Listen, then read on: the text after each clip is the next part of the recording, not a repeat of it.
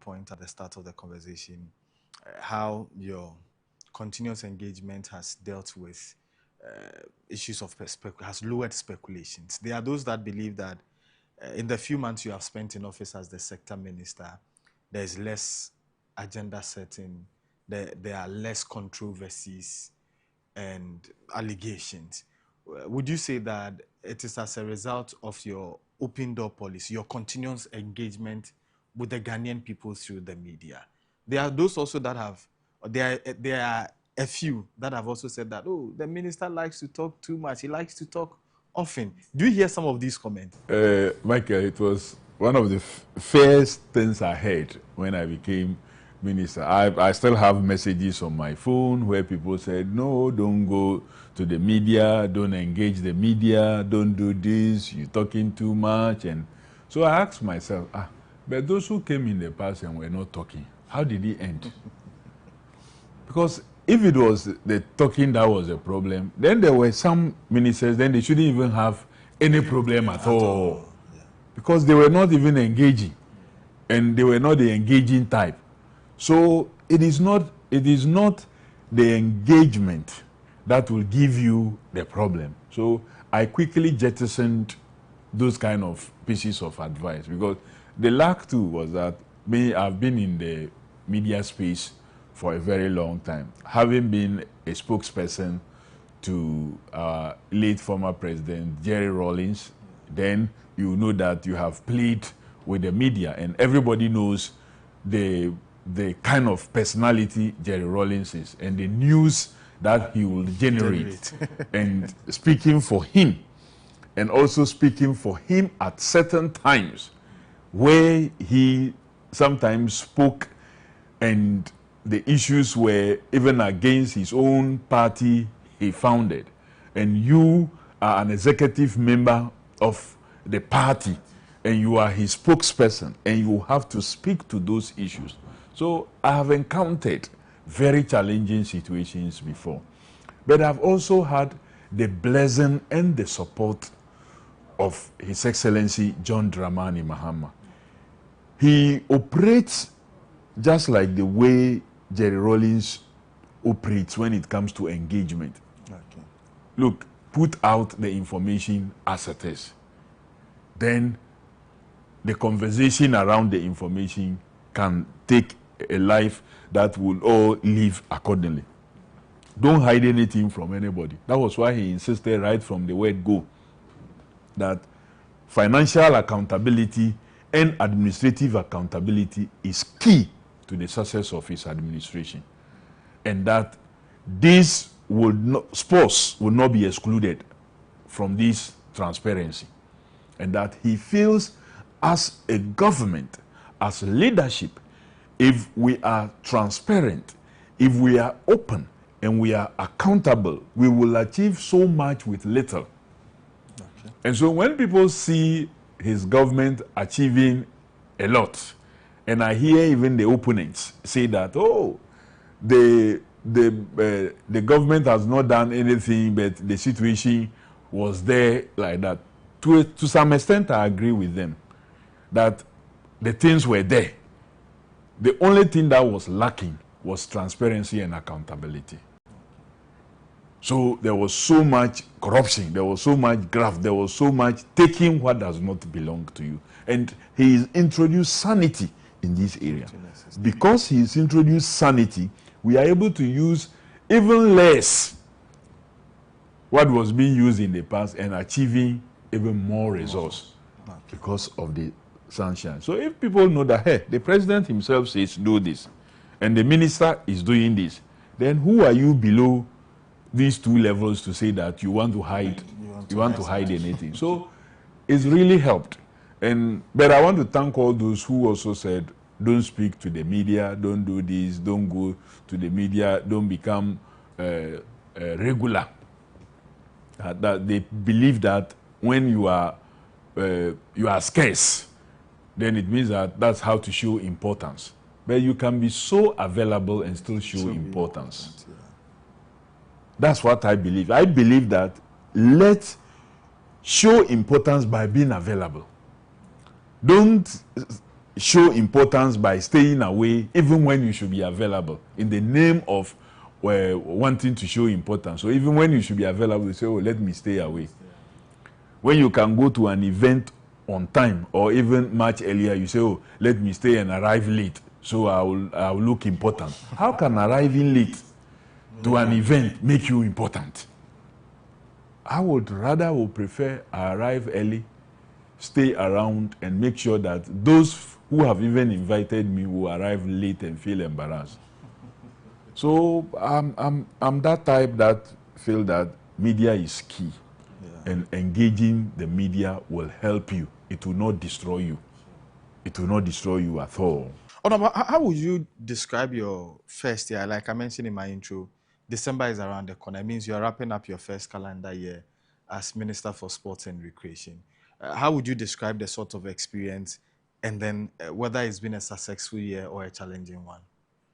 Well, is the two. Okay. First, I would say it's been a challenging year. Challenging because unlike maybe other former ministers of sports, many of whom have had some knowledge in sports before their appointment, generally they have been very present and have been speaking to sports-related issues before their appointment, especially when a new government takes over. Okay. I was not so lucky to have that. I came in, and you all knew, those of you, when I was nominated, many were those who said, I bet we don't know him around the sports, within the sports ecosystem as being a sports person, what is his understanding of sports and what have you. So it provided a certain challenging platform for me. So I needed to understand the sector, I needed to understand the various groupings that one would have to be working with, and I must say that to God be the glory, with the support of His Excellency the President, the Vice President, the Chief of Staff and Deputy Chief of Staff, and then of course some of the Federation leaders. I must say some have given me a very tough time, a very difficult situation, but some too have been really, really supportive, and we've reached where we have reached. So it was challenging, but I must say that it's been very successful.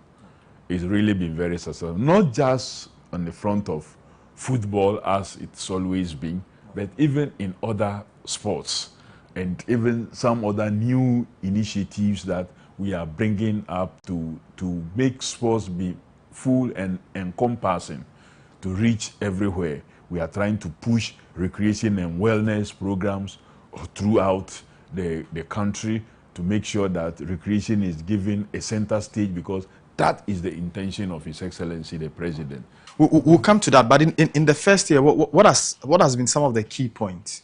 Well, you know that if you take sports, in Ghana here, football has taken the highest position. Whether we like it or not, love it or hate it, football is number one in our country and maybe around the globe. And the International Federation, FIFA, has made football very attractive and well organized, with rules that they insist are kept sometimes all the way to even the local level. So it's helped football to be great.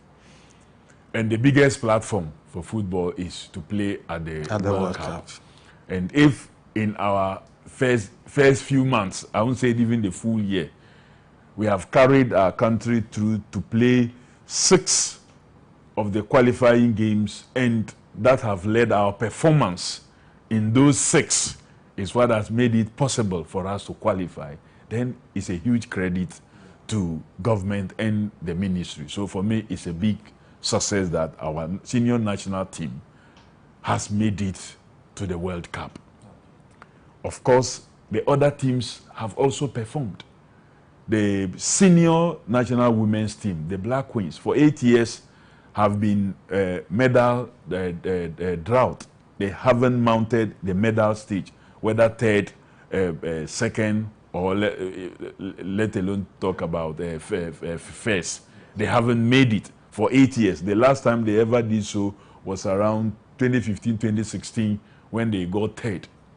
This year again, we managed, we took them to Morocco, and we got third. So another success there. At the U15, our girls made it for gold within our zone. We won gold, and the boys won bronze also. So that also we didn't do badly. Go to athletics. Ghana today is celebrated as the fourth fastest in the world after the Tokyo championship. We came fourth in the 4x100 meter relay. And so we have done something there to talk about the high jump, the young sensational lady who made it into the finals for the first time. You go to the area of tennis, we have qualified for a world competition that we've really never qualified before. This is the first time. The arm wrestling continued to perform great.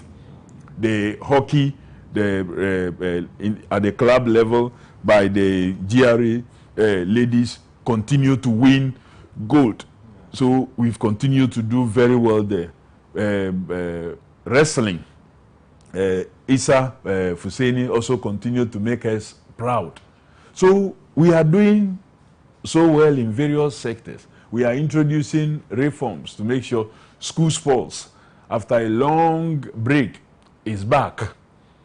Milo Championship that Nestle has been supporting with their brand Milo is coming back, and in December they will have the 16 regions assemble in Kumasi at the Pajo Park to play a Milo U13 competition.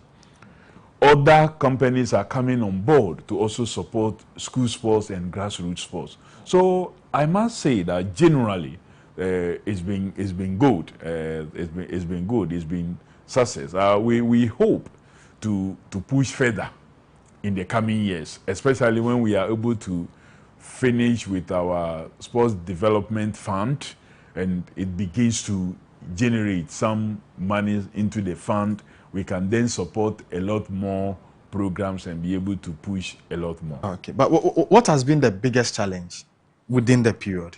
Well, it's been funding. Sports funding remains the challenge because sports consume so much. Before you achieve something, you will have to put in so much. But there's so much you put, once you start achieving, it continues. Look at Morocco. Morocco took time and invested and invested and invested and invested.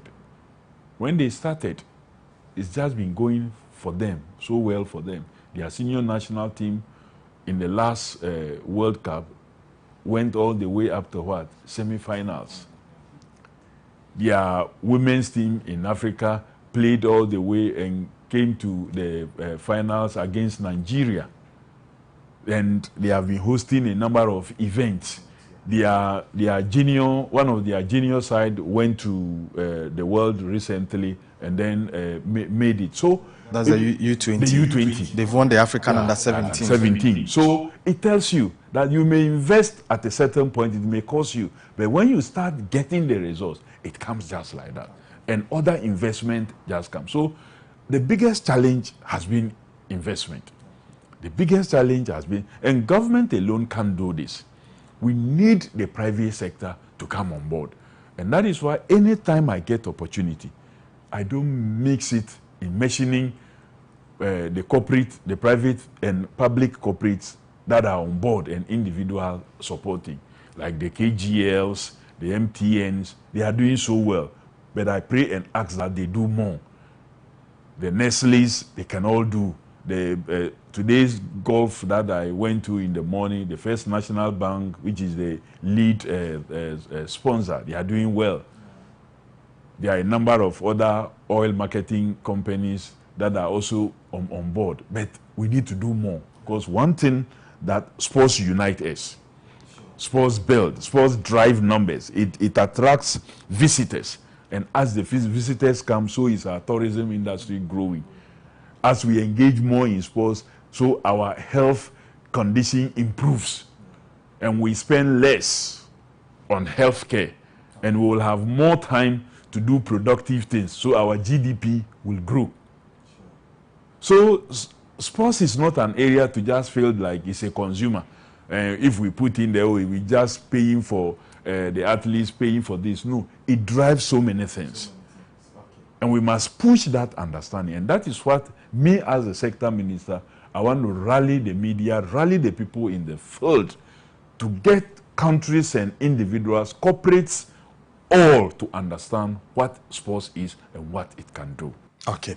Now, talking about the funding, in fact, last year, oh, sorry, we're still in the year, so this year, we at Metro Sports, in fact, when the budget was read and we had the opportunity to see the figures, we at Metro Sports were worried. And even on Original, I kept drumming. There was a time where I had calls that it looks like I'm even more worried than the ministry, that the quota made available for sports was woefully inadequate.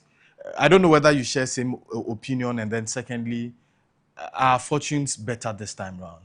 You were right then and you are still right today.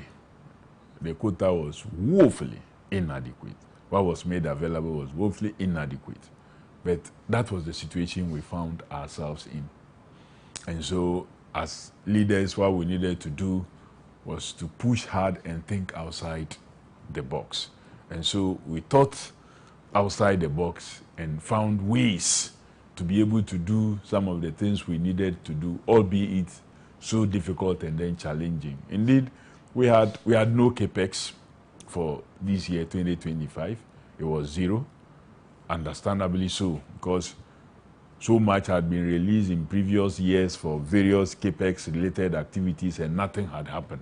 So you cannot continue just giving, and then if care is not taken, the trend will just continue like that. Then you cannot see anything to prove, or even what you see, it does not measure up to the investment that you put in. So in that sector, in that area of capex, understandable. Goods and services was low. We had goods and services of less than 25 million to deal with all the many federations, maybe minus football, and all our sports-related activities. That was woefully inadequate. But the good news was that government, through the Office of Government Machinery Budget, found a way to support the football, especially the senior national teams, the Black Stars, the Black Queens, and even the U20, and then in their participation. Anytime we got a request from the FA and we process it through the Office of the President, we got some additional releases.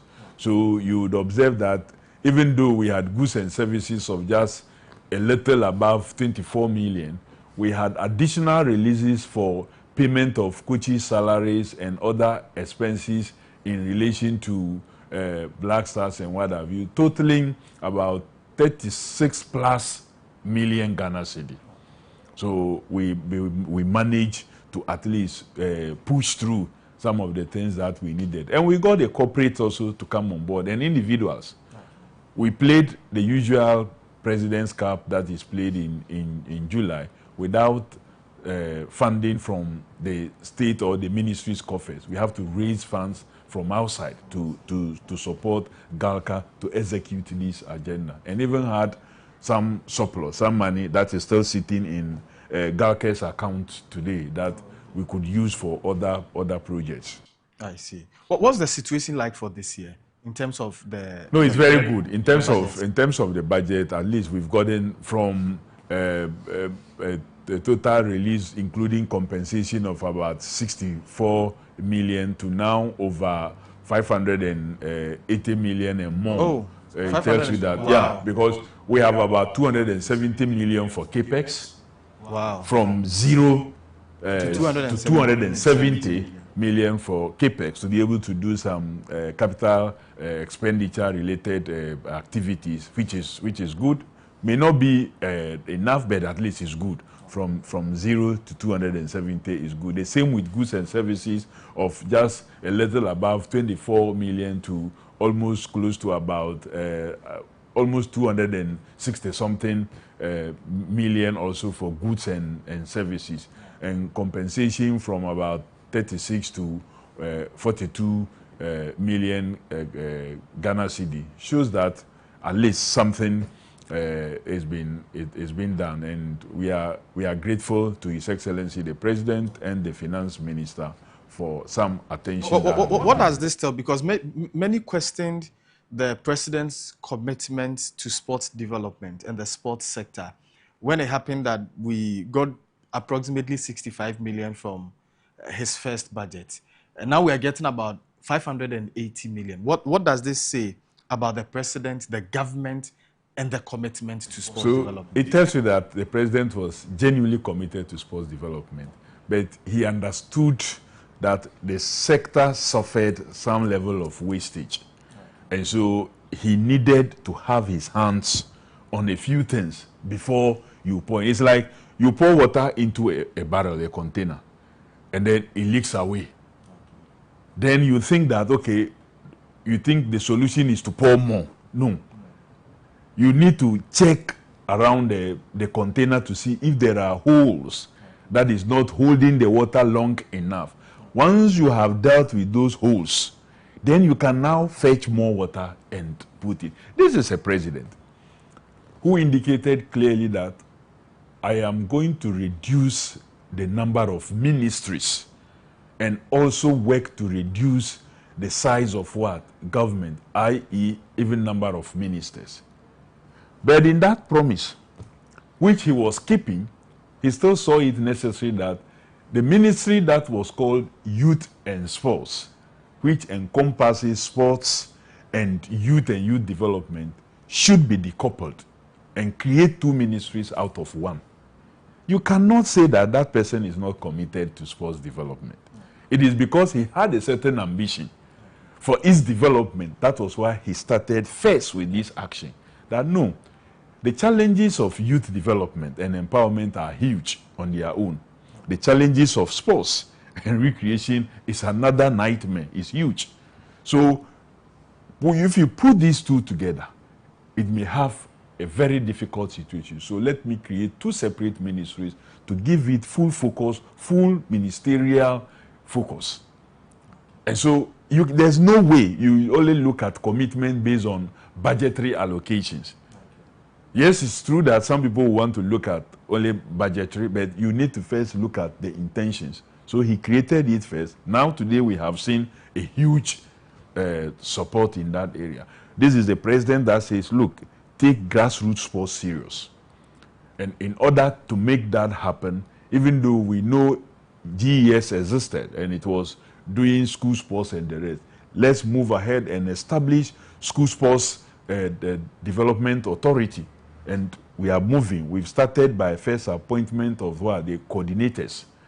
So we'll start with a secretariat, and the whole idea is to develop it into an authority ultimately that will take care of sports right from the very basic level of education to the tertiary level, including funding, attention, and everything. Recreation is being worked on also to bring about recreation and wellness. So the president is committed, but he wants to make sure that every pesewa that all of us put together is utilized and used well for the goodness of the people. So there's value. So there's value. I see. So in fact, I'm overly excited, and I'm sure that the cameras will capture more smiles than when we started this interview. But what's our focus for the ensuing year? Because now we have money, 580 million from 64, almost, I don't know, but that's almost times 8 point something to 9, what we received in the previous year. If not more, if not or more. nearing 10. Yeah. Let's say about 9.2, 9.5. If you receive 60 something and 64, then now you are receiving 580. And we are sure that even the president will add more from, from other sources. Because this does not even include payment of salaries of our national team coaches. So if you add all that, you are going to go even much higher down. And of course, the commitment to the establishment of the fund, the contribution into the fund has not even been added yet. So a lot more may come our way. But the focus, first, we all know that the World Cup is coming, and so the World Cup will get some attention. we are going to host the African Athletic Championship. So we have to prepare also to deal with that and host it well, because the world attention will be here once we organize this African Athletic Championship. We're going to be having the women's AFCON also happening, and so we would have to pay some attention. We will have to be preparing for the Commonwealth Games that will be happening in the next years. So we have to start the preparation next year.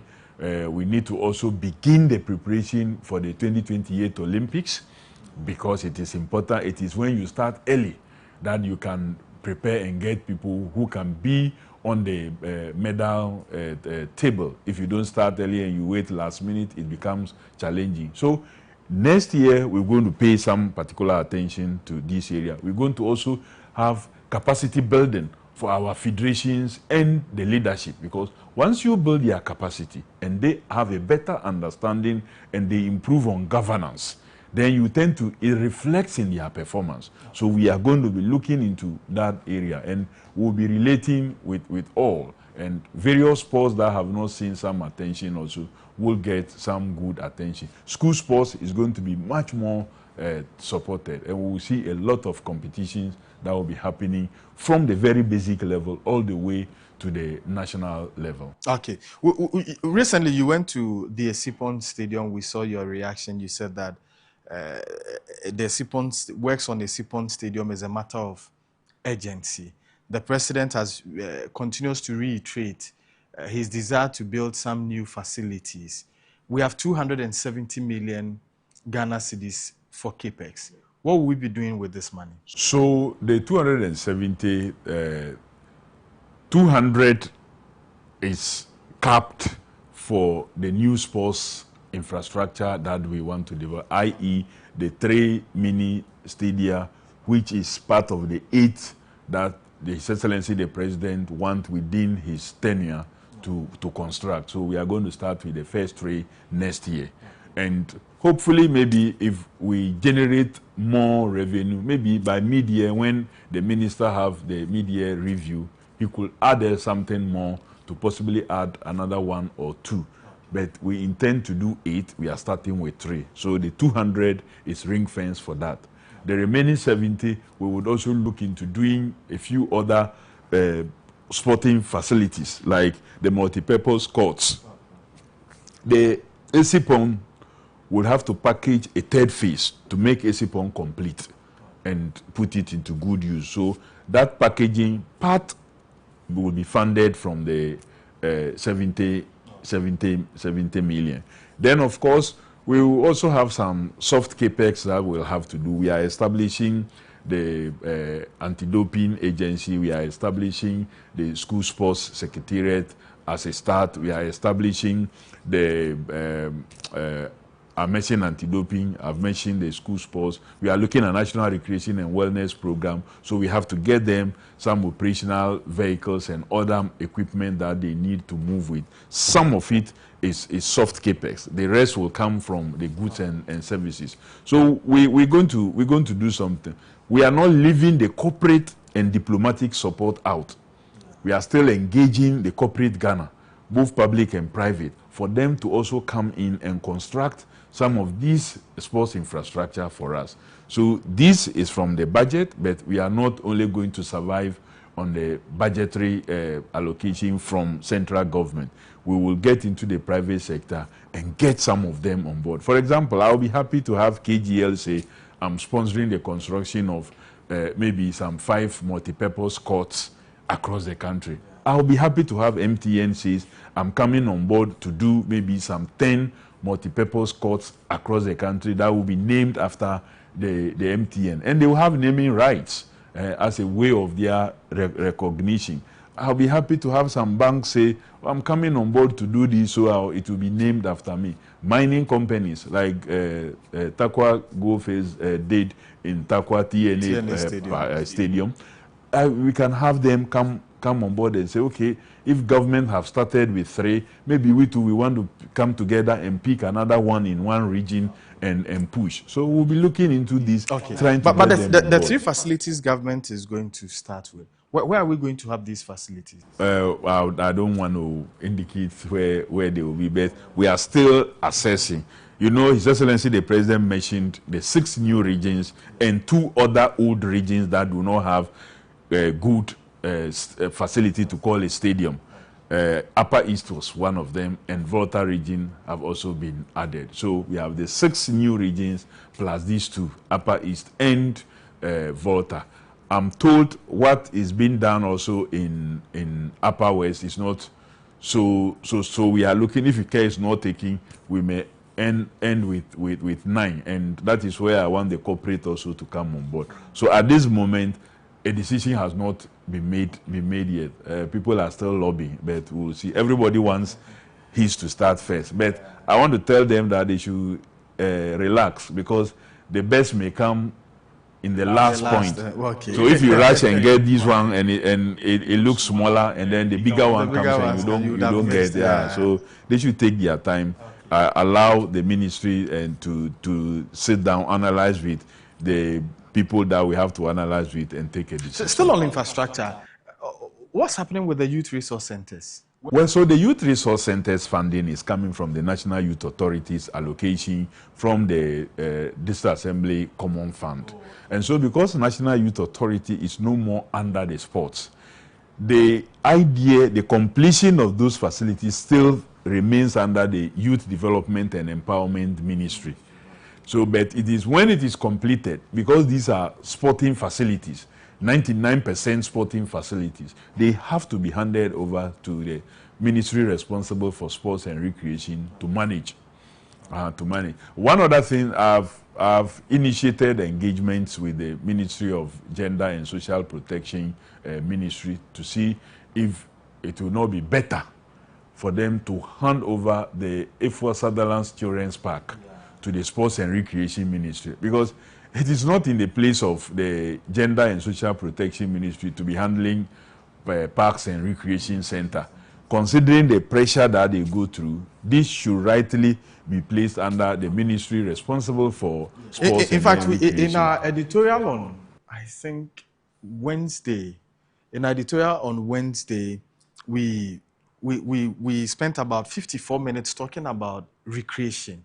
And one of the key things we mentioned was our excitement in seeing the Ifwa Sunderland Park, improved and turned into an ultramodern recreation center. So I think this is a very we'll have conversation. If it means elevating it to maybe even cabinet for a full cabinet decision on such things, like the brick gardens, should they still be under whether lands and natural resource or tourism, or it should be under recreation, and when the numbers come and the activities, then the tourism people will benefit from it, or all these we have to have. Okay, but we're creating, this is a creation of the president, His Excellency John Dramani. Just how important is this to him? Because on our editorial, we had to dig deeper, go into the WHO research report, the WHO action plan on physical activity.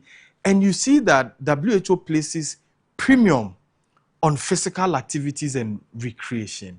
Just how is this important to the president? It's so dear and important to the president. And that is why, when you realize, you see, President Mahama is very strategic and a methodic person. So he knows that we have challenges. We have NCDs that are worrying us. Okay, we need to deal with those who have already been affected and can't afford. So Mahama Care is there to take care of the treatments and then what have you.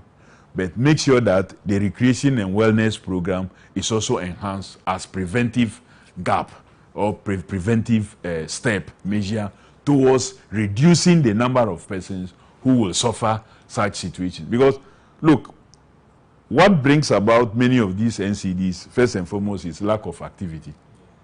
So when we are less active, then we tend to suffer, then we tend to have nutritional related diseases, diabetes, then heart and all those things. Then before you see these organ conditions then comes in. But when we are a bit active, when we check our nutrition well, when we take recreation serious, we are less stressed. Our mental fortitude and everything is correct, and we'll be able to do well. So the president is particularly interested in recreation. When are we going to have the National Recreation and Wellness Board inaugurated? Because we are yet to pass the bill in Parliament, so they are operating now as a body within just the ministry. So we have a national coordinator.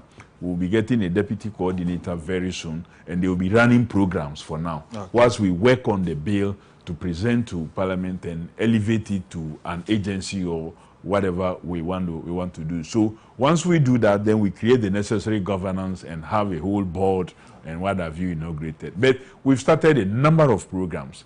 Maybe because we didn't do a major national launch, some people may not be aware. We will be planning to get that done next year.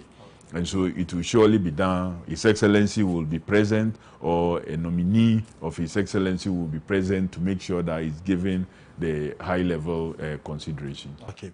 We saw you within the week inaugurate the Interministerial Advisory Board. Very technical for those that did not understand. What is this board and what's their role? So for the Ministerial Advisory Board, it's part of the Civil Service Act that was enacted long ago under the PNDC, that every sector ministry must have a board that would give it the necessary technical advice and administrative advice and everything to make the ministry function for the purpose for which that particular ministry exists. And so that was what we did, and we usually will do it with institutions that we work regularly with, or that we feel, and private persons that we think we could impact the ministry. So we had persons like the Maestro Abedi Pele on board, and we have ministries like ministries from finance, education, foreign affairs, interior, because we do quite a lot of things with them. On board. We have private sector, AGI, because Association of Ghana Industries will be building infrastructure, and so you need industry persons to be on board. Then, of course, the ministry itself. And we also took the same advantage to inaugurate the Inter-Ministerial Technical Committee also for the World Cup preparation also. They are the next level below the Ministerial Committee. The Ministerial Committee was inaugurated by the Chief of Staff himself, and I did the inauguration of the Interministerial Technical Committee. So the Ministerial Committee, chaired by the Minister himself, with the Deputy Chief of Staff as my Vice Chair and my Chief Director as the Secretary to that committee, have membership also from Foreign Affairs. The Foreign Affairs Minister himself is a member. We have the Deputy Finance Minister, member, Deputy Tourism Minister, member. We have Deputy National Security Coordinator, Madam Elizabeth Yanka, member. We have Office of the President, represented by, of course, by the Chief of Staff. We have the Minister for Youth Development and Empowerment, member. So we will sit together. Then, of course, the Maestro Abedi Pele, also a very experienced person, a member. The Ghana Football Association President, Kedo Kreku, member. And we have a private sector person also, who is also a member. So we will coordinate and have to make sure that we don't leave anything to chance. Okay. This is a World Cup. It is football, but it is more than football. So we want to have Ghana so properly represented that Ghana must do something and learn something and come back better. Okay. Wow. Wow. That sounds good. But still on the World Cup, you were quoted as saying that Ghana will not take supporters for well, I didn't say Ghana will not take supporters. I said we will not spend money from taxpayers' money to send supporters.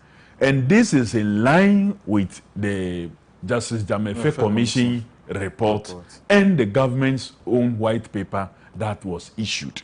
So what we will do is to mobilize both public and private corporates and individuals to bring in funding for us to utilize in sending what supporters or even mobilizing supporters in America and Canada and Mexico to support the team. So there are two different things. So you are interested in, it's not as if you are not interested in sending supporters from Ghana. I'm interested in having supporters support the national team Okay. during the World Cup. Yeah.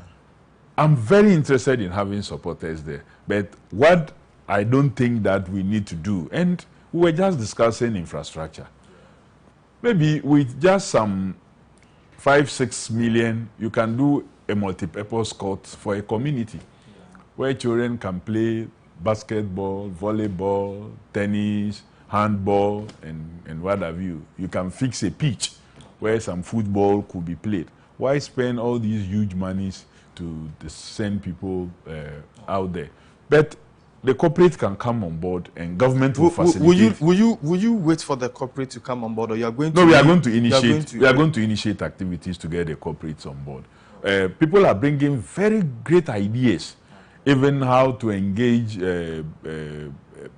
betting system that is happening to be able to use in mobilizing funds and resources that could be used in even supporting some sections of Ghanaians to also go and watch the World Cup, or even use it as a platform to raise some money that will go into the sports development fund that will be established very soon. So there are really great ideas that we're going to look at, review, and see how we can take advantage of them. Oh, okay. The draw is just around the corner, 5th of December. What are your expectations? Well, my expectation is that Ghana will find ourselves in a group that will be able to progress to the next stage and the next, because we are not just going to play group stage and come back.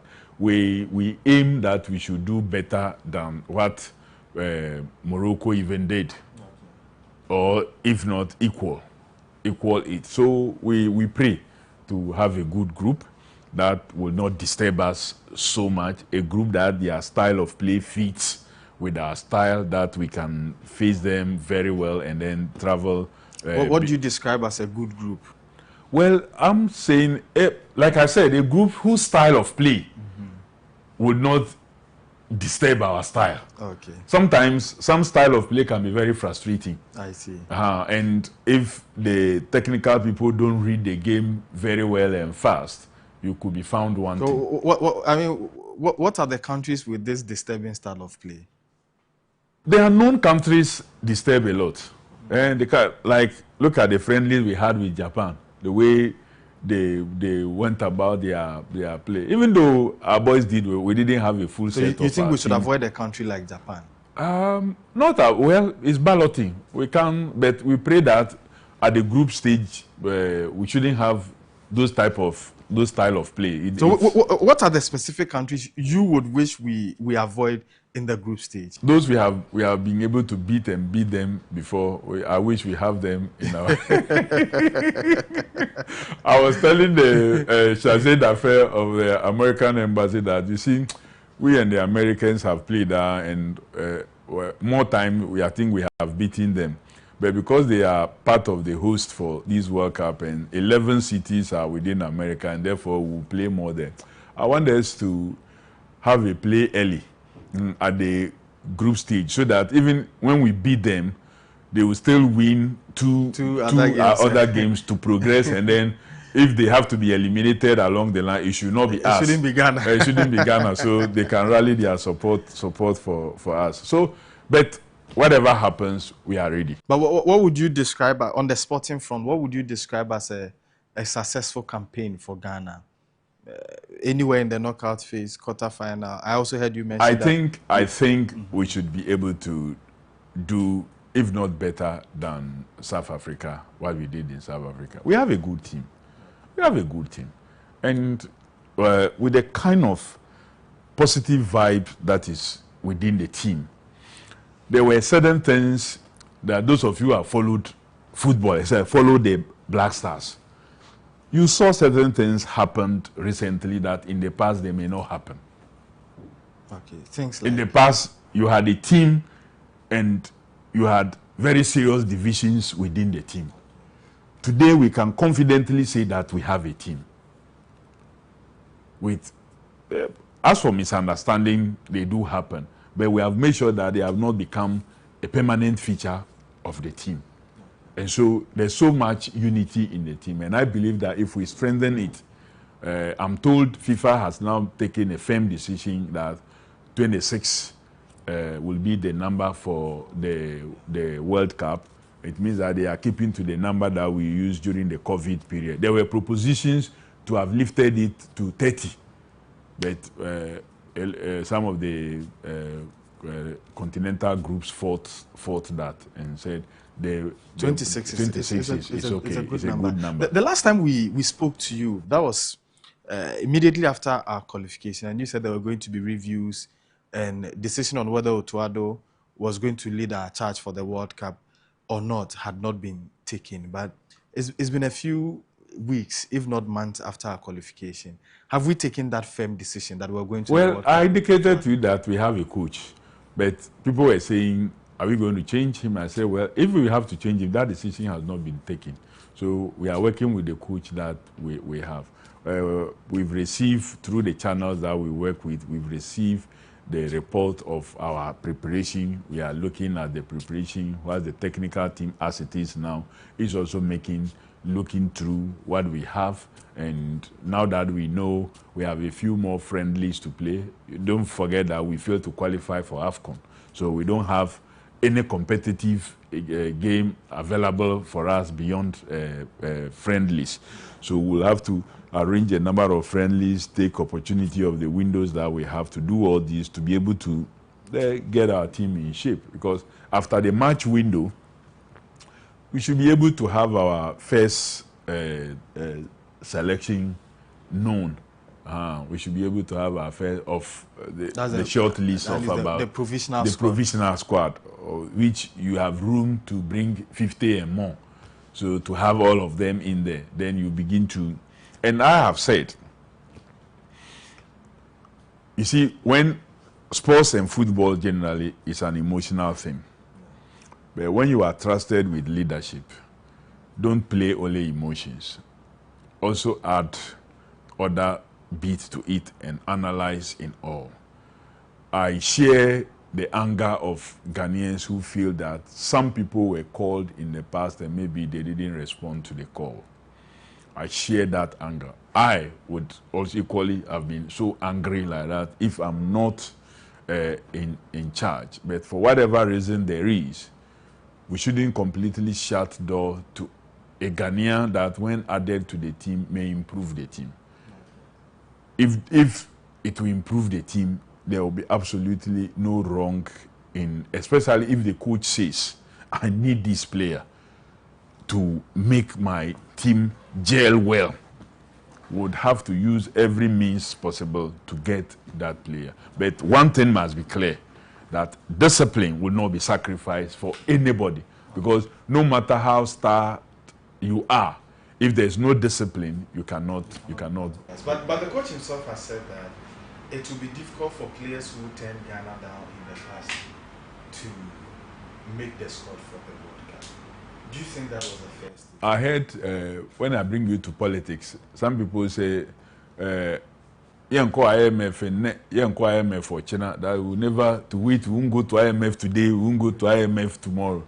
But not too long after that, we went to IMF on a stretcher. So sometimes we can, when you translate this, we can say certain things, but when the need arise, sometimes you are playing, and then I always pray for my players not to have injury. Yeah. But in this game, injury is part of it. It's part of it. Look at the young man we took to Japan, and then Abu Francis, the knock he had, and then the injury. So if unfortunately one of your key players sustained that, and you have these ones who play the same role, and they are out there, will you say that, oh, because when you were younger and we called you, you didn't respond today, now that we need you, we won't call you? No. So I'm very open. If the coach comes and says that, oh, we need this to strengthen our team, ours is to support. How committed are you to offering the team the best of preparations ahead of the World Cup? And I ask you because it is cost. More than committed. More than the word. we are very committed beyond the word. And that was why I said how I wish we had qualified for the AFCON to be able to have the test. And this commitment is not just the commitment of just preparing the players, but we want to even prepare them and give Ghanaians the opportunity to also have a feel of what it is that the team has. And so the preparation, the campings and then the rest, we have had conversation with the FA and we know what we want to do that will involve the generality of Ghanaians also. Because we must see it as our team, the way we have seen it during the qualification Possibility period. of a big international friendly in Ghana before? It's very possible. It's not out of the place at all. Okay. Is this something that is on the table? That's what I'm saying. It's not out of the place at all. Which better way will you show Ghanaians that we are going to than maybe having that great friendly possibly being played on the soil? We've seen Argentina and Angola recently. Are we looking at a top country and a late country, top ranked team? We're looking at a team that will help us prepare. But that game ahead, it cost Angola so much. It cost them a lot of millions of dollars to bring in Argentina and to also get some of their players to be part. We don't rule that out, but we know we can also do with a smaller budget and still be very competitive. Very competitive. I'm a person of smaller budgets but effective budgets. And I don't believe in big budgets. We can train with. When we nearly, in 2010, we almost went beyond the quarterfinals, but for that Suarez incident that he caused us. What were the friendlies that we played? People really didn't hear much of us, but we went in there and we became the team to watch. Even in Qatar, 2022, look, our team looked good. I agree. It looked good. We didn't get the results to advance, but I think that if you look at the average age of the players and the fact that almost all the players, with the exception of Andrea, you had not played at that level before. And the quality they showed.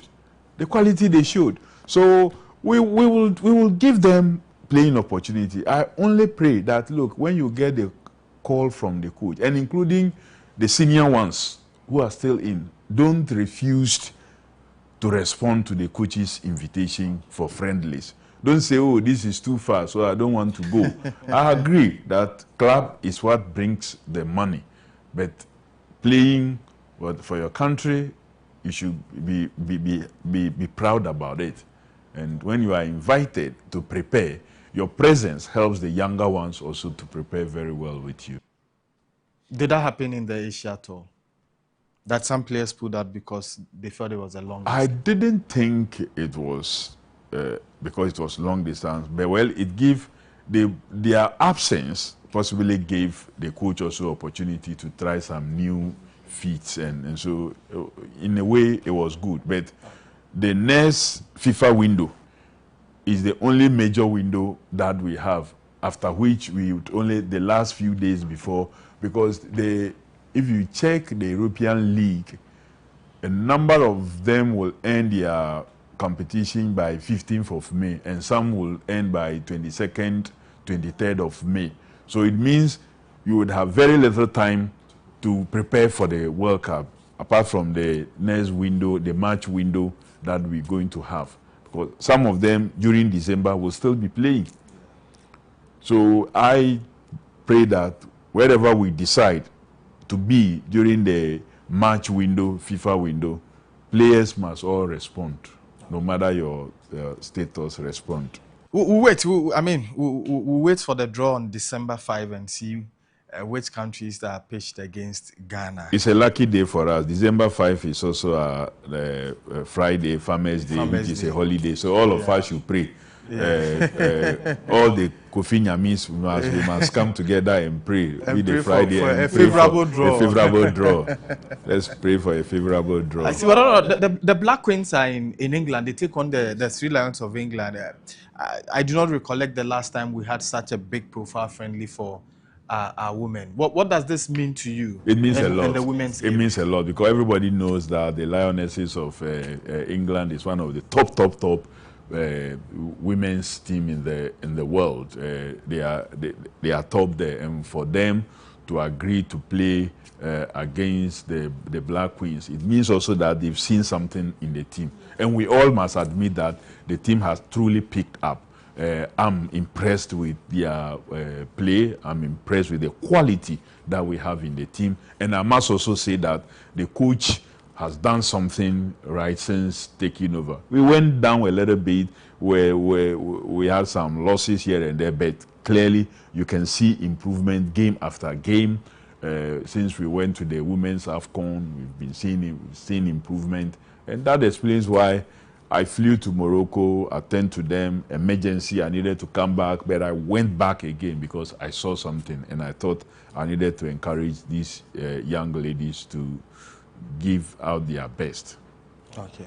I hope that at this point we have sorted out all the issues with bonuses and allowances. Actually, we have never really owed them. It was in the process. Those incidents, whilst I was out of the country, was unfortunate that they made that a dark spot in their very positive performance that we were seeing. But it's been dealt with, and it's no more an issue.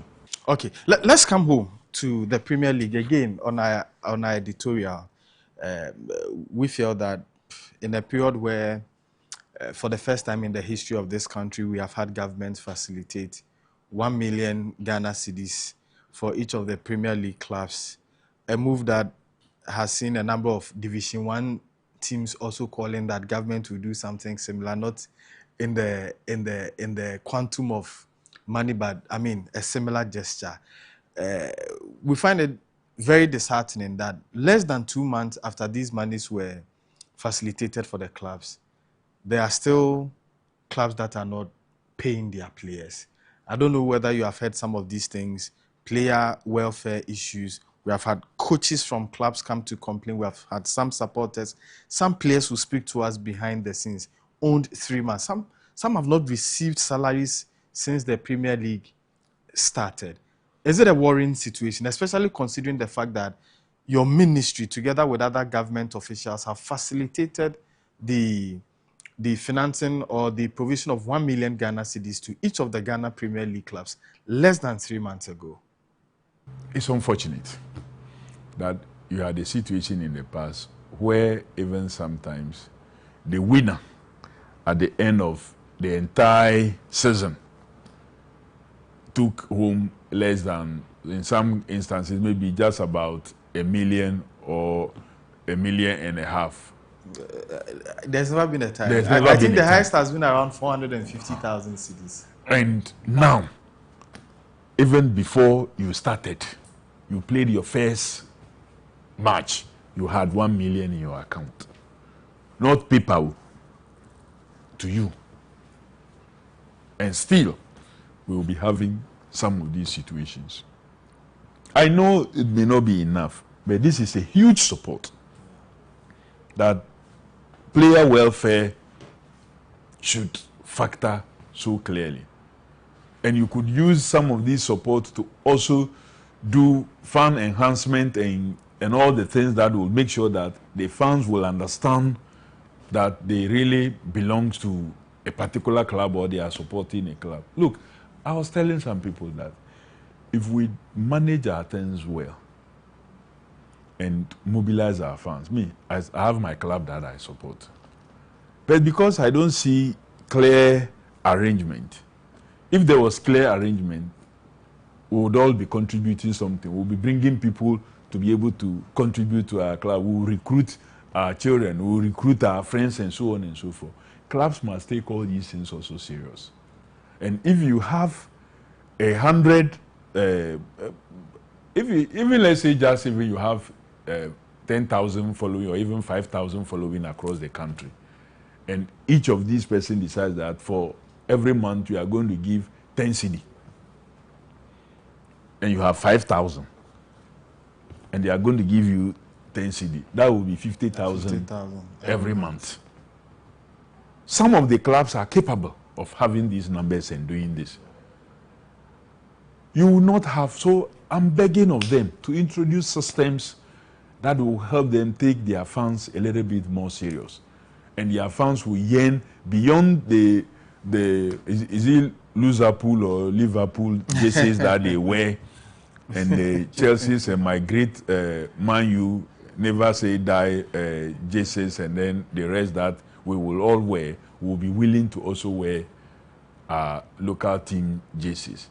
And they should create a platform where you can only buy from the club approved source, and not where some individuals will take advantage and go and do something in the name of those clubs. So it is worrying, but I believe that the FA is looking into some of those issues. So the concerns of boycotts and the rest will not happen. Okay, Honorable, thank you very much. Thank you so much. I don't know if there's anything you'd want to... Well, that was equally also thank you. You have been there for the sports ministry, you have been there for the game, you have been there for the people. And I pray that we continue to have this relationship as we work to grow our sports. That's the wishes of His Excellency, the President. And your platform, the Metro TV platform, and the original FM platform, and then the related TV platform have been so good to projecting and talking issues of sports and sports funding. So I appreciate that. Thank you. Thank you very much, Honorable.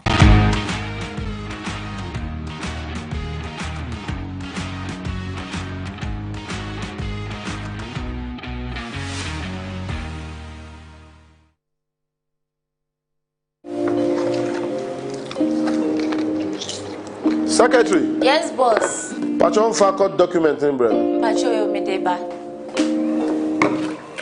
Boss, Pacho. Oh, sorry, boss. Boss, na a drop in name, I'm saying. It's Unti Tontina 74 Mishanka. Wow. Our air for general well-being. Sir. Very good. And money, man, you have it, madam. Kope binato. Any a crujio. Kope binato. Ghana for say munim say medumani say metwitwa age amanfo sa ena me hia edro a ebetwitwa age me afi yare ahodro bebre na metumi agina me na so age amanfo asemi num 1374 mixture ema me apomodin e support me immune system na ema me asomdwe edro yi nyema apemfo abata won ma wo manufo ene nkoda woni mfie duwe FDA age dwede nkrato yato.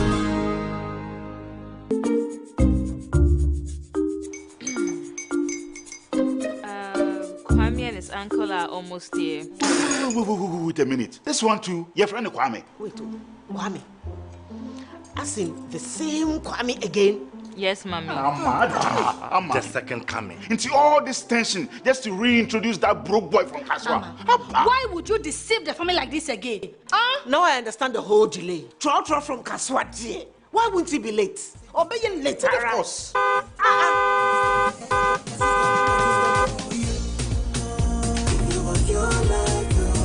Star 712 hash, star 712 hash. Yeah, you Kofi be the luckiest. Kofi from Toja be luckiest. From not the cause she be luckiest. Yeah, you Kofi be luckiest. No matter why you're luckiest. Everybody go be the luckiest. That's Kwame! Senya God apple boom. If you put it with so would the coming of the Son of Man be. Is that his car? Ha! Even now, your shadow the way designer. I use my own mouth to reject him. Oh, this is my mouth. Look at that. Kwame, my son. Now, tell me the truth. How did this all happen? Oh, Mommy, a simple delation. Mr. Good Luck no check me way. Yeah, man. Easy cry. Or dial star 712 hash. The devil is a liar. He picked his ticket and entered his lucky 5-digit number. How much baby? Oh, how romantic! And he followed the prompt, yes. And then boom, confirmation test. I'm quick. Pick 5 numbers for me, okay? I'm feeling like 7. Dial star 712 hash. Choose your ticket. Enter your lucky number. Follow the prompt. and let destiny handle the You see how they love you now? Yo, the way our family permits me before December, may release a motivational album. Patapa, my super. This promotion is regulated by the NLA on the Caritas platform. Watching DSTV means getting the TV you love, but staying connected means getting something extra. Stunning. Extra matches, extra dramas, the best local and the world's biggest. Extra laughter, music, movies, and extra vim. I love it. Just stay connected or reconnect and get upgraded to the next higher package at no extra cost. Charlie, we got you. Keep watching. Get more with DSTV.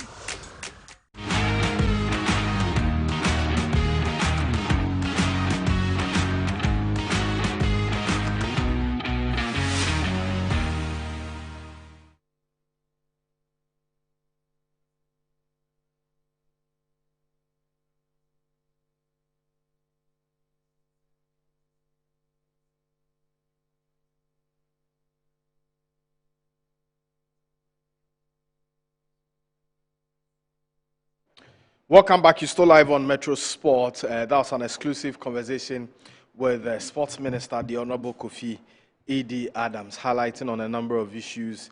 Ghana's preparation for the FIFA World Cup, says government is committed to giving us the best of preparations ahead of the Mundial. The draw is on Friday, 5th of December. We have a preview show for the FIFA World Cup draw. It's a big show that will happen simultaneously here on Metro TV and also on Original TV, and Original FM would also pick it live on Fridays, a show you can't miss, right from 3 p.m. Until the draw starts at 5 p.m. We'll bring you the post-draw reactions. We'll be speaking to some legends of the game, some media personalities outside of the country, some of our people based in the United States who will be monitoring the draw, the feeling within the Ghanaian community, and all of that. The NSA is also coming up with a program around the FIFA World Cup draw. We'll be sharing details of it with you shortly. For those of you in Accra, we encourage you to make your way to the Accra Sports Stadium. It's going to be a fun pack for the FIFA World Cup draw on Friday. The minister also highlighted on a number of issues, and he spoke on Otuado. The last time we spoke to him, he said there was some form of uncertainty surrounding Otuado. This time he says we have a coach. So I don't know whether we can interpret that as Otuado taking us for the FIFA World Cup 2026. And then, more importantly, or the biggest takeaway from the interview, in my view, is how we get an increment of about 900% or 950% from 64 million Ghana cedi budget. The president, through the finance ministry, has allocated 580 million Ghana cedis for the 2026 fiscal year. From zero capex, capital expenditure, we now have 270 million allocated for capital expenditure as part of the 2026 budget. This comes as refreshing news.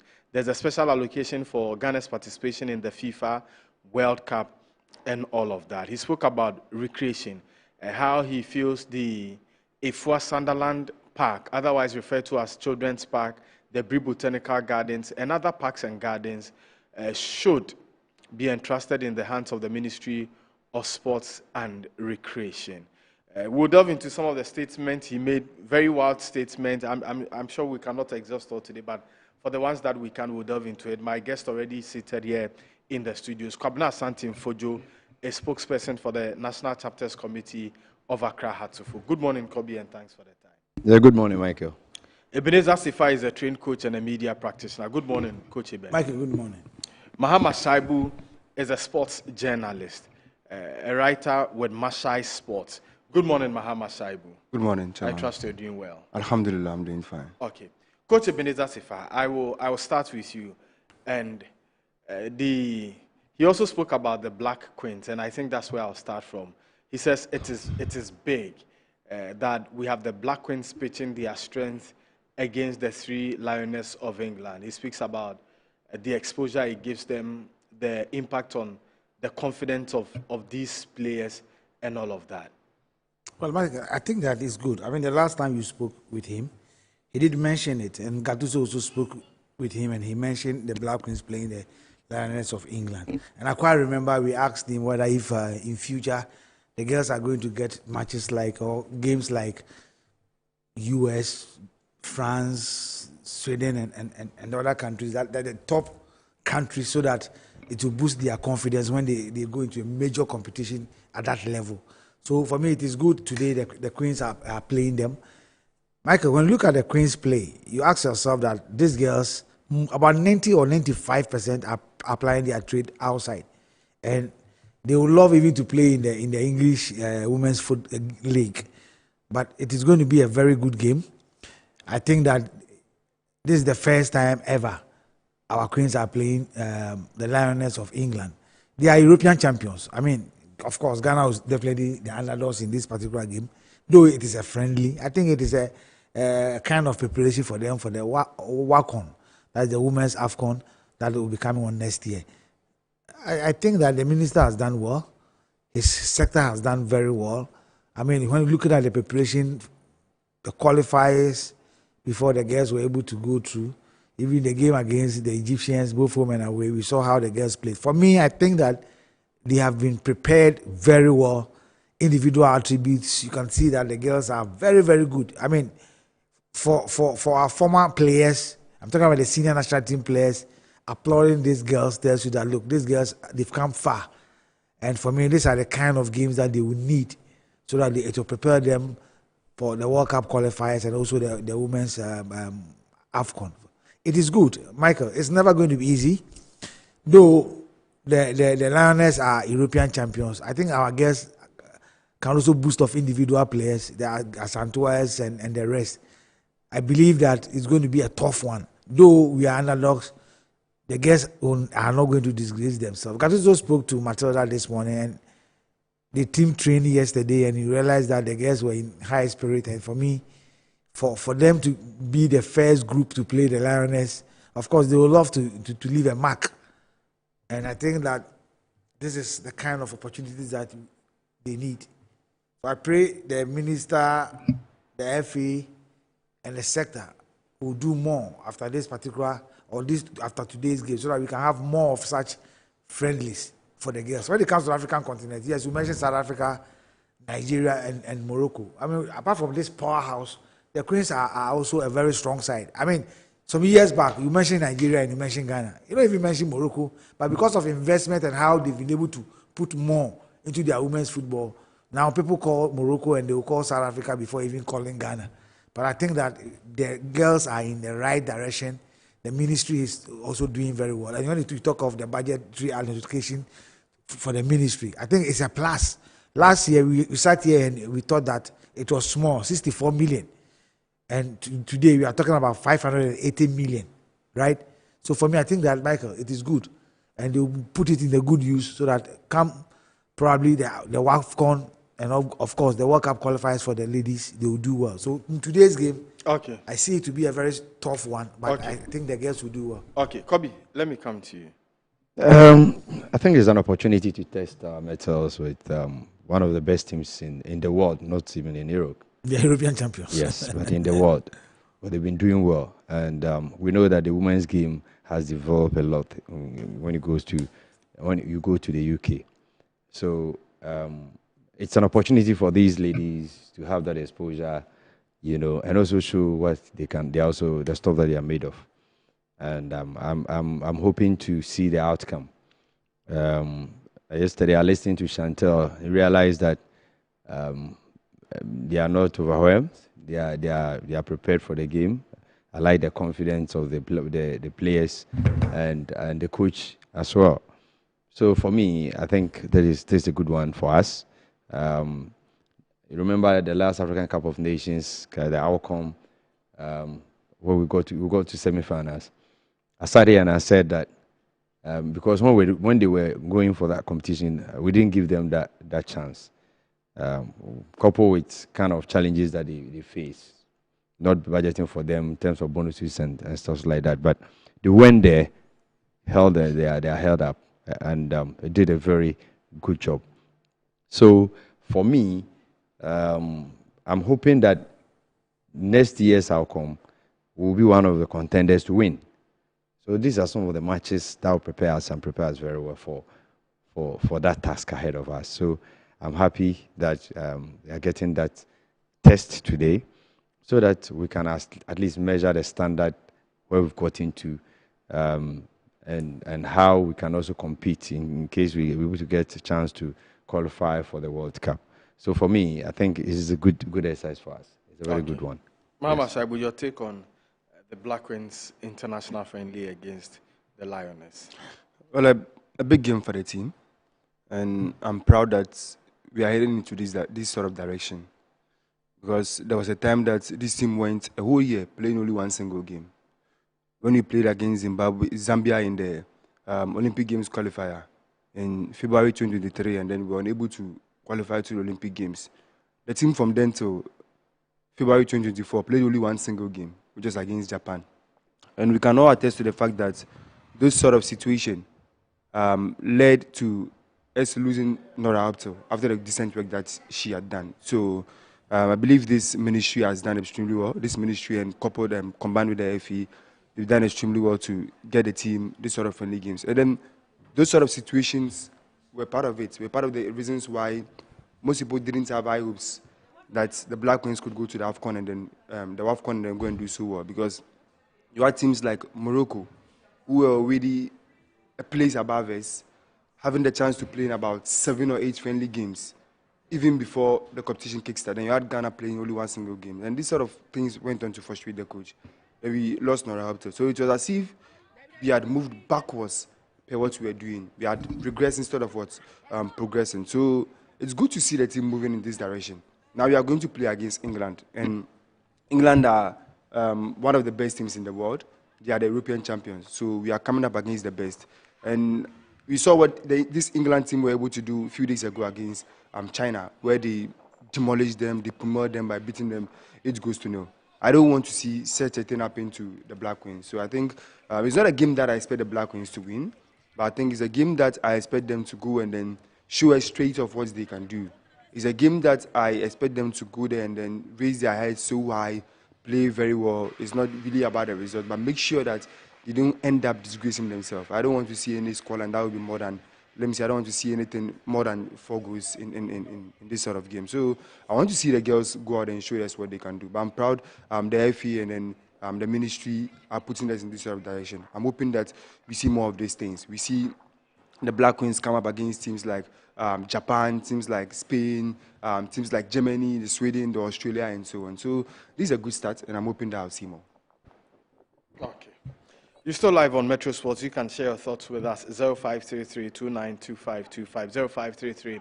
0533-292525. We already have some of your messages coming through, and we'll run through some of them. This one says, great show. The Honorable Minister is talking about the benefits of sports. Forgot to mention that sports also creates jobs or income earnings for the youth. Okay. This one says, good morning to you, Michael. Great interview with the minister. I like the bit where you asked him whether he's talking too much, and he explained that he has to engage the Ghanaian people. But I think this has minimized the controversies and agenda setting against the minister. Okay. Gideon Shasha from Achimota sends us a message. He says, very insightful and educative interview by all standards. You're doing a good job, Michael. Keep it up. Okay. Thanks for the compliments. Former Hearts of Oak attacker William Bejeke also sent us a message. He says, Charlie, well done with the interview. Very deep and clearly explained process. You do all, Mike. Okay. This one says, great interview by the minister. He's a good speaker, and he seemed to be firm and also speaks the truth. So he always repeats one thing. Okay. Michael, I think the biggest achievement for the minister this year is not all the things he mentioned, but the fact that he's brought a lot of transparency and accountability to the ministry, especially in his dealings with the Ghana Football Association. That was all the Ghanaian football person wanted. Okay. Good morning to you, Michael. I will rate the minister 7.5 over 10 in his first year. I think there is more room for improvement, particularly because of the lack of resources as you continue to drum every day. Now that he has more resources to work with, let's see what he does in the ensuing year. Okay. Mahama Shaibu, let me start this one with you. 580 million cedi budget allocation for the sports ministry from almost 65 million Ghana cedis for the 2025 year.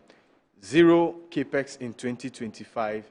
We have 580 million allocation, which includes 270 million for capex, capital expenditure, infrastructure, that's building new infrastructure, renovation of our existing facilities and all. This is a plus.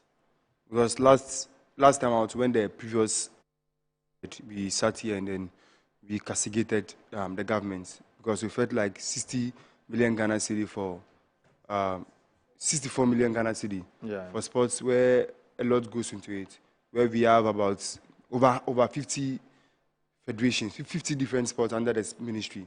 We felt like it wasn't enough. And then you realize that most of this money were going into remuneration. So it was very difficult to see how the ministry was going to operate. Then you look at the offices that are under the ministry, the NSA and so on. So it was very difficult. So but having more than 500 million Ghana cedi is one that I think is very good. But aside the financial injection, I still think that we won't be able to get to the promised land. We won't be able to do the things that we want to do if we don't get the right structure. So, and we also don't get the right personnel to make sure that they handle their finances very, very well. If we can have this sort of money, but then if you are not able to create the right structure, get the right people to handle the various sporting disciplines, then we are going to be found wanting. And I'm glad that there's also been some amount of money that has been channeled in for the renovation of some sporting, structures, the infrastructures. I think we need to focus more on renovating these infrastructures rather than building new ones. We haven't already shown signs that we can take care of the old ones. So I don't think there's a need for us to go on and then go and build new ones again. We need to maintain the old ones. Look at a ground like Isipon, for instance. Isipon needs to be renovated. You go to the Barbara Sports Stadium, the Tamale Sports Stadium. When we are able to do this sort of thing, we can even end up creating things like sporting festivals. Because imagine the Black Stars is playing a game, and someone in Tamale hasn't watched the Black Stars play in Tamale for years now. That person now has a chance of watching the Black Stars play in Tamale. The Black Stars game, a World Cup qualifier, an AFCON qualifier is going to be played in Tamale.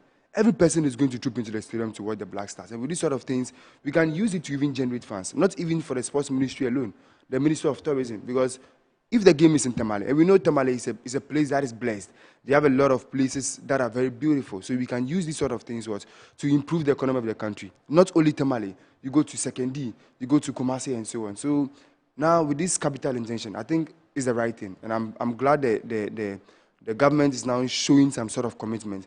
But now the next thing is how we are going to utilize this sort of funds. Okay. We need to make sure that the various sporting fraternities, they need to have a framework, they need to have a structure.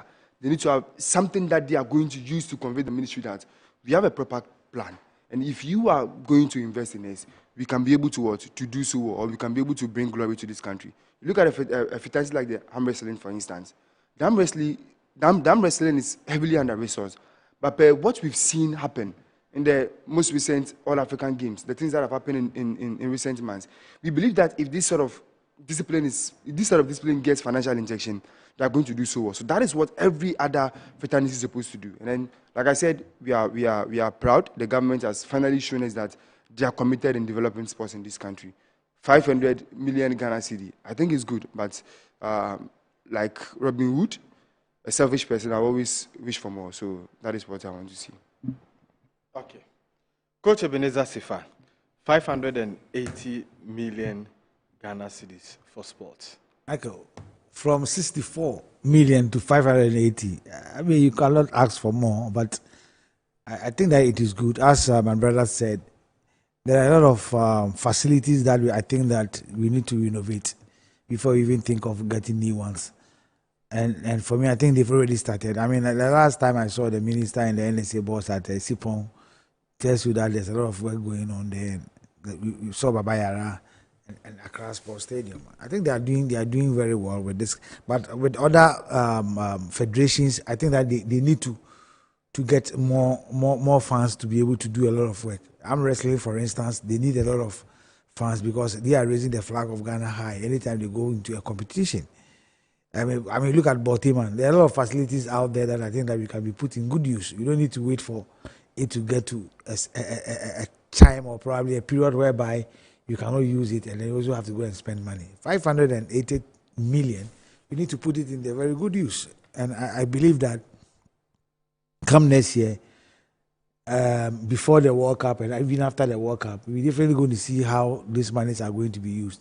For me, I'm happy for the ministry and, of course, people in sports, because when it came as 64 million, I mean, people spoke about it. I remember you sat here and then Kobe and the rest, we spoke about how minute that money is, and it couldn't have done anything because the minister was not part of cabinet whereby he will be able to argue for whatever he wants in his ministry. But I believe that the government have sat down, they've gone through certain things, and you know what has happened within our sporting fraternity, and for them to be giving us 580 million, I think, Michael, it's a plus. It's a plus, as you spoke about, over 900%. So for me, I think it is good. Okay. It is now, good. In the coming days, we'll be looking at, the areas of focus in there. So if we have this money, despite the fact that some of the amount has been allocated to specific projects. Yes, the minister spoke about the construction of 3 new stadia. He says the president will build 8 in this final term.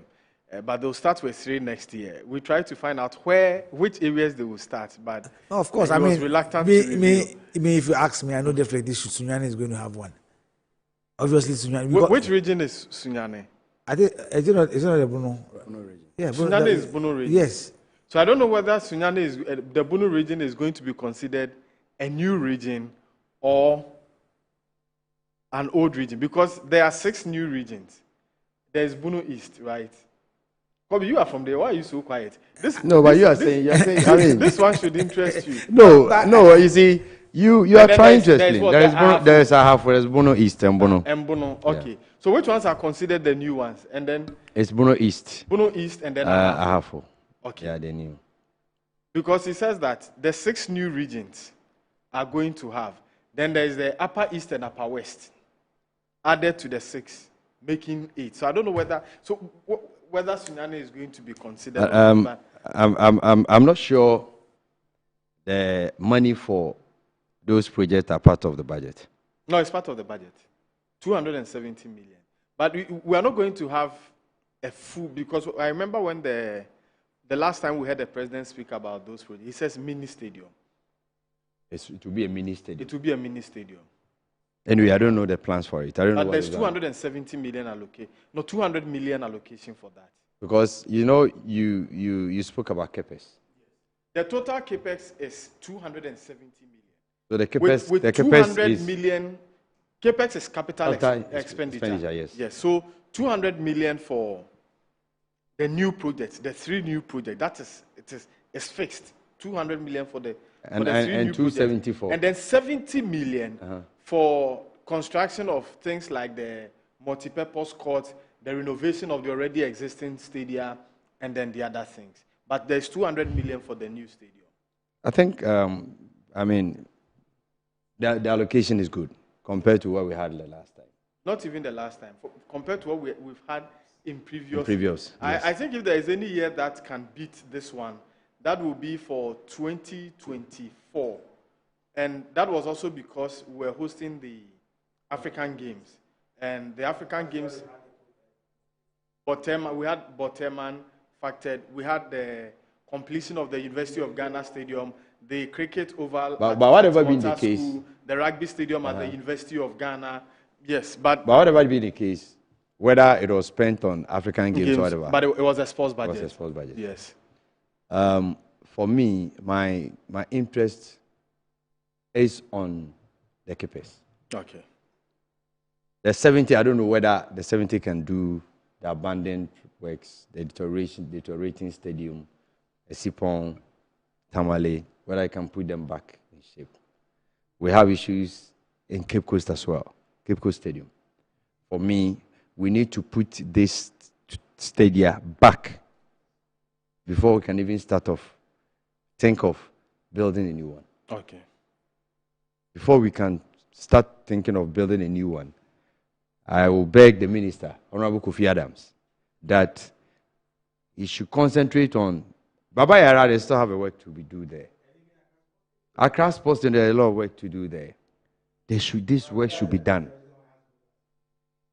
No, that's not a reason. We before the season. Please don't divert. Don't divert. Just continue. Yes, of course. I mean, you don't have to bring it because before the season started, we chose Legon, not Accra Sports Stadium. You know. And if you go to Esipon, I think about 2-3 weeks ago, I was in Takrady. And when you use a stadium, a Esipon stadium, you see the kind of deterioration and how they will place it. And now they are trying to fix it. They need to. And even the minister, when the minister went there, he spoke about it. Yeah. These are the things that they have to work on. And, Michael, for me, that should be done first before we start a new project. Again, the multi-purpose court or complex or whatever that the CMA started. Some are in some certain stages of completion. Okay, he spoke about that. He says those were projects that were facilitated and financed by the youth wing of the ministry at the time, which is the National Youth Authority. So as we speak, those are still projects with the Youth Empowerment and Development Ministry. But there's been some form of engagement, and he's sure that the ministry will commit some resources to the completion of the project. What it means is that it is not in the hands of the sports ministry. You see, the thing is that for me, what is in those multipurpose complex or whatever is more sports than thinking about the youth. Yeah. So if the person there has not, he doesn't have that feeling that they should have the money or they should allocate some resources to complete them, it will be there. But these are all sports infrastructure. We are talking about sports infrastructure. Let's aggregate them. So, Honorable Kofi Adams, I beg him. Now it's under youth development, whatever. Yeah. Okay, but he can still collaborate because it's the same government. Okay, so that those, multi-complexes, whatever stages that they've reached, because they will serve purpose. They will help sports. They will help development of sports. Do you understand? Because these are multi-purpose courts, complexes with some with Titan tracks, some with courts, especially the sports complexes. So please, because if you leave it like that, I'm not sure these people, their focus will be on the sports, the youth wing of the Youth Development Authority. I'm not sure. That's what I'm saying, that there should be that collaboration between the Ministry of Sports and this thing. But he said there is that collaborative effort. And the people that like sports, I know the Honorable George Opaye Adu, who is the Youth Development and Empowerment Minister. But we've not heard anything. The board chairman of NYA, Julian Kobner, is also a sports person. So we are trusting that. No, we are just trusting it. We don't have their words. But we're making an effort to speak to, to the minister. Yeah, of course. So that they will assure us that they will commit resources in finishing them. Okay. So in that case, we will not worry Honorable Kofi Adams. Okay. But for me, I think that it should be something that should be a priority for him. Okay. Those projects. Let's put those things first. Then the other stadia, whether it's the mini stadia or whatever stadia that they want to, is good. You know, because I'm not sure we can build maybe another 40,000 or whatever. Cape Coast is 15,000. All right. If you look at Esipon is 20,000. The same thing as Tamale, which is okay. You understand? So indeed, if we can, I'm not sure all the regions, like he's saying, how many years has President Mahama got to rule? Indeed, if he's going by his tenure. 3 or so. 3 or so. So can you build 8 stadia within 3 years? These are all capital intensive. Anyway, it's not about building the stadia. It's about how even the existing ones we have, we don't even maintain them. Okay. This one says, I'm really glad the AFCON has come for Salah. This season he has it. Okay. Razak Slezi from Kaswa. Okay. Mohamed Salah will go to AFCON and we are sure he will deliver. Miguel from Domain says, I wish the girls good luck. Okay. Let me say a special good morning to my very good friend. My very good friend, Inspector Joyce Oforiwa. A special good morning to Inspector Joyce Ofoyiwa of the Ghana Police Service, also the police hockey team and the national hockey team. You are with the National Police Training Center at Tesano Audit Unit. Special good morning to you, and thanks for making time to watch us here on Metro Sports. Now from Joel Maubejibe, he says, from Sheikh Tofik Abdelkader Sienu, he sends out a special happy birthday to Ajua Echia. You school at Salvage Regina School, Ebuakwa, Kumase. You are a class 5 pupil and you turn 10 years today. This one is coming from your uncle, Sheikh Tofik Abdelkader Sienu, who is a senior manager at the Ghana Football Association. He asks of Allah's protection for you, asks of Allah's guidance for you, and he prays that Allah will order your steps to greater height, that you fulfill Allah's driven purpose for you here on earth. Ajua Echia of South Regina School, Ebuakwa, South Regina School, Ebuakwa. You're a class 5 pupil and you turn 10 years today. Special birthday wishes and blessings to you, Ajua Echia of South Regina School, Ebuakwa, Kumase. Big thanks to you, Mahama Shaibu, also to you, Coach Ebenezer Sefa, to Kwabena Santinfojo Kobe Jones. We are glad to you who made time to join us on this edition of the show. Good afternoon, Ghana is up next. You do have a blessed day.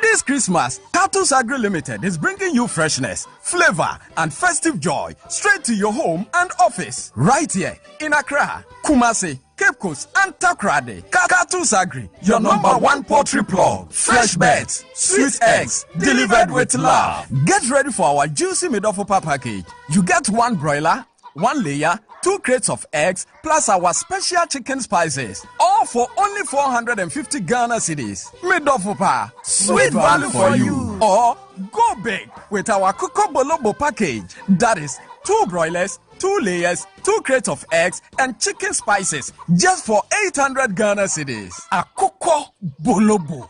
More chicken, more joy. And for families and corporate bodies ready to feast, try our Odon Soda package. 3 broilers, 3 layers, 3 crates of eggs, plus spices for only 1,200 Ghana cedis. Order now, enjoy more. And the best part is, corporate orders come with free delivery. Terms and conditions apply. Call us now. 0558 376127 or 0241 674268 or 020-331-5557. This Christmas, choose Cartoons Agri Limited. Cartoons Agri Limited. Freshness you can trust.